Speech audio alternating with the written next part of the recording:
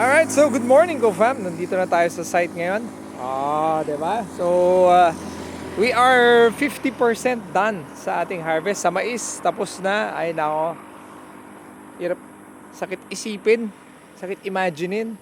I think mga nasa negative 40,000 siguro per hectare yung lugi. Oh well, talagang ganyan ang life ng farmer. So nandito na tayo ngayon. Ito video na to para sa mga iyakin. Dami pa lang mga iyakin ng mga farmer, 'di ba? Kung maalala nyo, nag-share ako ng yung tillers nung yung bagong seed na sinasabi ko nga wala pa sa market. Lagi akong tinatanong, wala pa nga. At saka kung meron nga, meron man pangalan, wala din kayong mabibili at trial seed pa nga lang siya, 'di ba?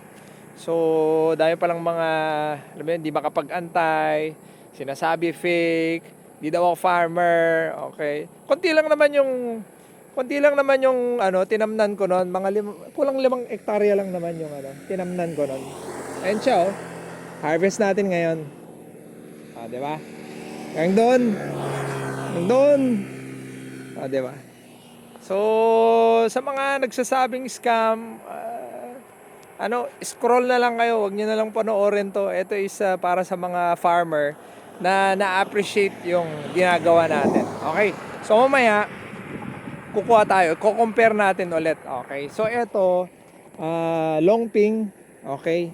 So hindi ko sinisiraan ng longping kasi ako mismo madami akong tinamnan na longping. Siguro mga nasa 60% siguro ng tinatamnan natin longping. Okay, and so far so good, naka-area naman sila.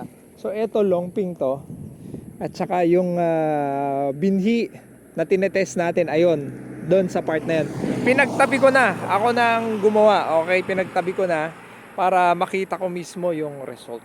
Alright, so antayin lang natin yung ating mga reaper, mga tao, tapos sisimulan natin to. And syempre, di ba, sasabihin ko sa inyo kung ilan na anin yan, gaano kabigat, hanggang dun sa klase nung bigas. Syempre, yun yung importante, di ba?